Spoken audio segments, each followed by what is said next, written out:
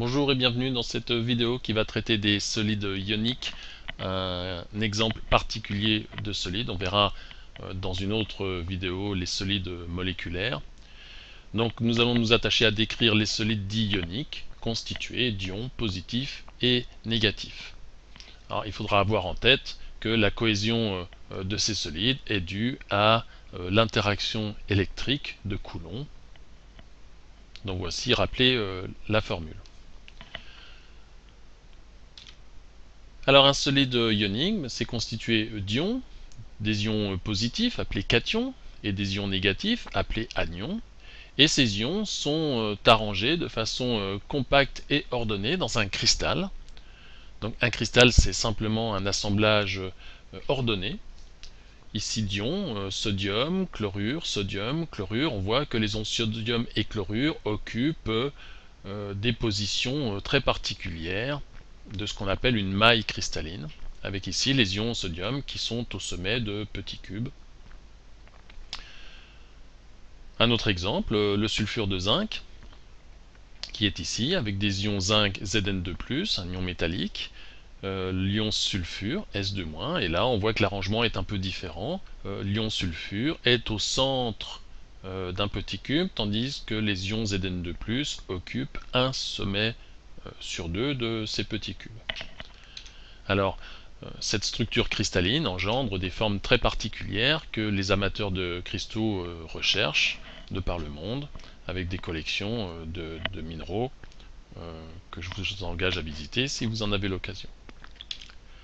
Alors on connaît de ces solides ioniques les paramètres caractéristiques. Ici on a ce qu'on appelle le paramètre de maille, 564 picomètres, c'est-à-dire 56,4 nanomètres.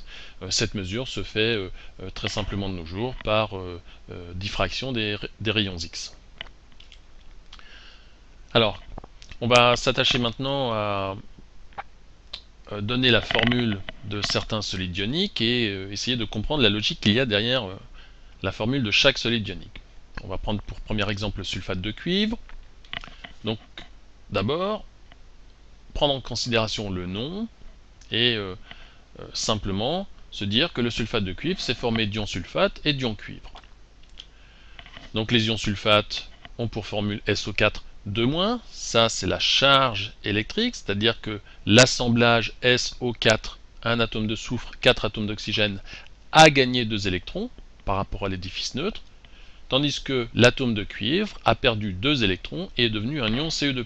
Donc on a des ions sulfate, des ions cuivre, ce qui fait que la formule du solide ionique, sulfate de cuivre, est CuSO4. Alors on commence toujours par le positif, Cu2+, suivi du négatif, SO4 et on sous-entend les charges électriques, c'est-à-dire qu'on n'indique pas qu'il s'agit de l'ion Cu2+, et de l'ion SO4 C'est implicite dans la formule. Donc ici, le cristal de sulfate de cuivre, il a pour formule CuSO4. On rajoute le petit s pour dire qu'il est solide. Mais en fait, ce sulfate de cuivre, il est hydraté. Pour chaque assemblage CuSO4, il y a 5 molécules d'eau. On parle de sulfate de cuivre pentahydraté. Un autre exemple, le sulfate de sodium, il contient des ions sulfate, des ions sodium. La formule du sulfate de sodium est donc NaSO4. Alors on ne peut pas se contenter d'écrire NaSO4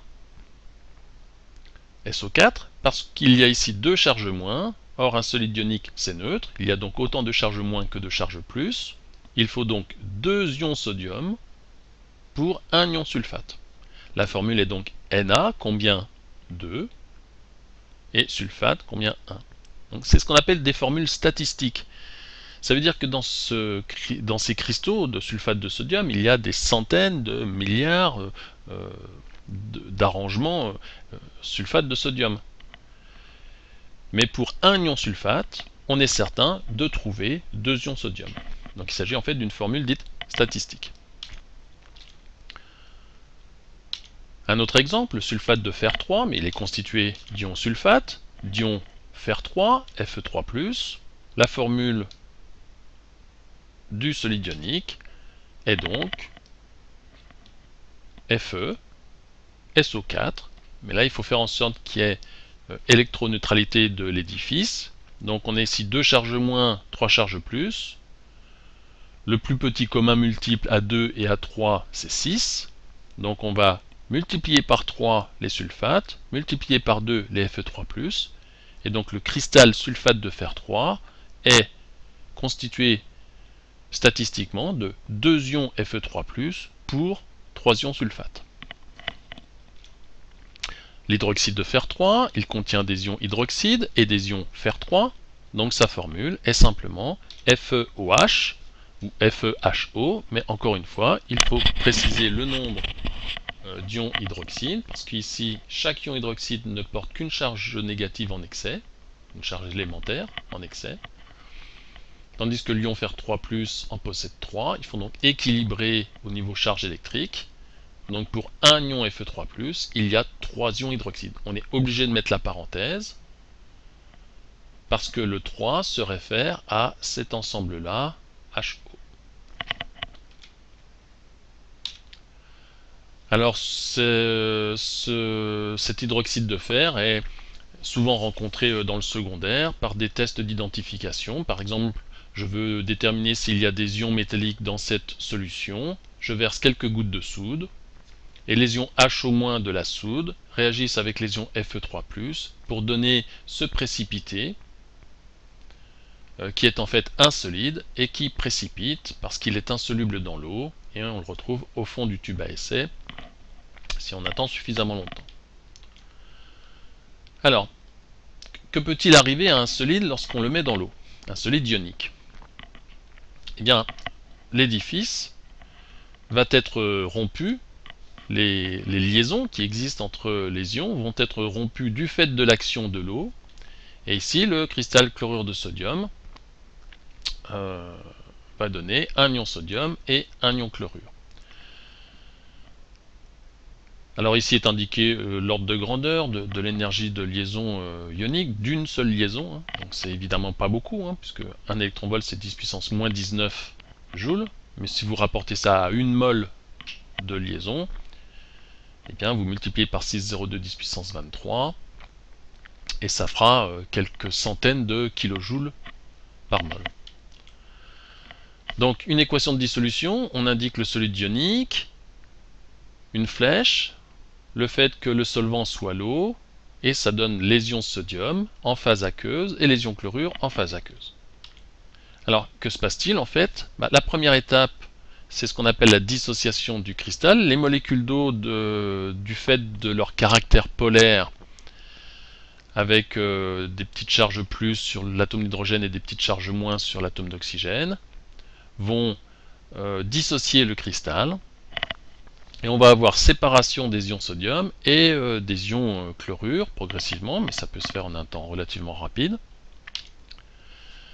Ensuite, chaque ion, ici chlorure et sodium, va se trouver solvaté, c'est-à-dire que chaque ion, du fait de sa charge négative, va être entouré d'un certain nombre de molécules d'eau,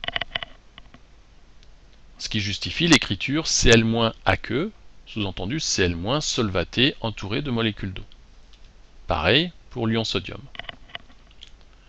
Donc ici on a par exemple un ion solvaté qui est ici au centre de l'image et qui est entouré de molécules d'eau. C'est la solvatation des ions. Alors les équations de dissolution, donc il faut avoir conscience de la charge électrique des ions. Ici on devine que c'est Fe3+, puisque l'ion chlorure c'est Cl-. Donc l'équation de dissolution s'écrit simplement FeCl3 solide donne, une fois solvaté, des ions Fe3+ en phase aqueuse et des ions chlorure en phase aqueuse. Alors il faut faire attention, pour chaque ion Fe3+ solvaté, on va retrouver 3 ions chlorure. Pour le sulfate de fer 3, eh bien on a des ions Fe3+, on a des ions sulfate, mais il faut évidemment que quand cet édifice se retrouve dans l'eau, on retrouve les 2 ions Fe3+, et les 3 ions sulfate. Donc 3 ions sulfate pour 2 ions Fe3+ solvatés.